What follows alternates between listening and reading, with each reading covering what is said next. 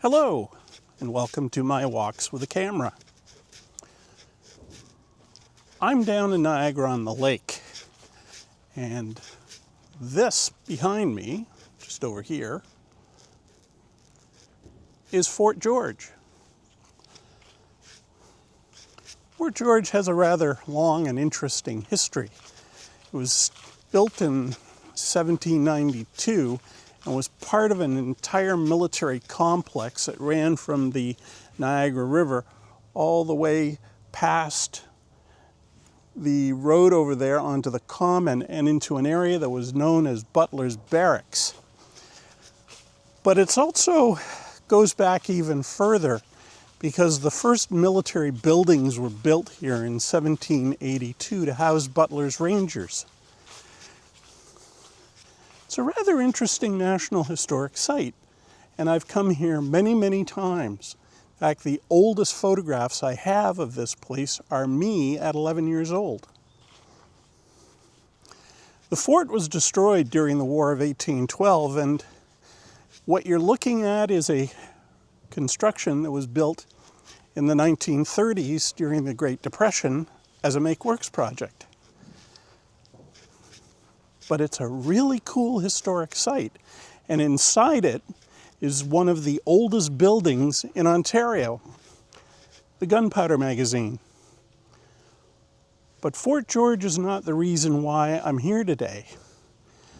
I'm here to follow a group of historic reenactors who portray British soldiers from the War of 1812 at a particular event that happened on October 13th, 1812. That is the Battle of Queenston Heights. Now, what they do is recreate the march of reinforcing troops from this fort to Queenston Heights, 7 miles away. Round trip, 14 kilometers. This is rather cool. Fort George will get its own video at some point, but right now, we're going to go talk to some reenactors and watch them get ready for this walk.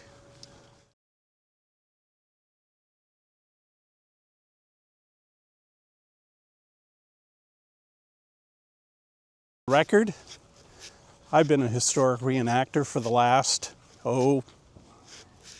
45 years. Seedless ones. Oh, nice. Yeah. Well, they said they're seedless. We'll find out. Yeah, oranges. See, it says oranges. And apples.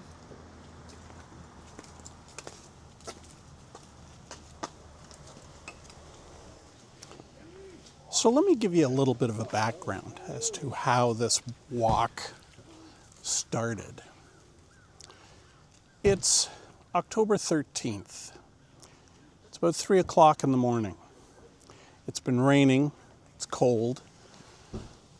British troops along the Niagara frontier are on not high alert, but they've been on alert status for about a week because they suspect that the Americans are up to something. The Americans have suddenly gone quiet. There's an official truce actually between the two armies, but that truce can be ended on 24 hours notice. And the Americans are getting increasingly cagey.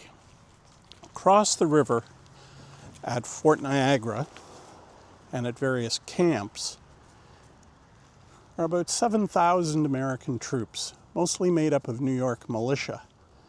There are regulars at Buffalo and small groups of regulars along the Niagara River. Under the command of Major General Stephen Van Rensselaer. Now, Van Rensselaer is an interesting guy.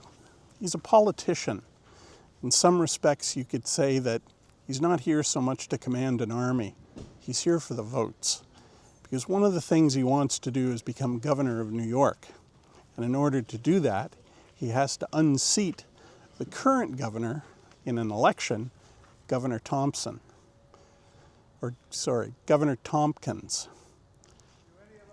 And Governor Tompkins doesn't like Stephen Van Rensselaer. But commanding an army will win you one of two things. One, it'll get you the votes if you're successful, or it'll end your political career really, really quickly if you lose. The British commander here is Major General Isaac Brock. He commands 2 units, the 41st, the 49th of Foot. There's also militia from the York Volunteers, from the town of York and the county of York, which will eventually morph into the city of Toronto. There are also the Lincoln Militia. Lincoln Militia is kind of interesting because they are the descendants of Butler's Rangers. In fact, many of their senior officers commanded ranger companies during the American Revolutionary War and burned out large areas of New York and Pennsylvania during that war. Even so, the Americans outnumber the British.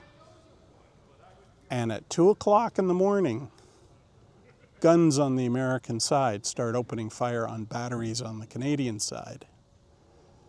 And Fort Niagara's guns start shelling Fort George.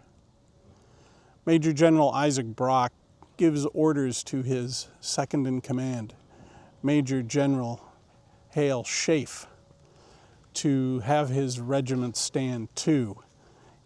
Schaeff orders the 41st out of Fort George and into the Common to wait, because one of the problems the British have is they don't exactly know where the Americans are going to hit.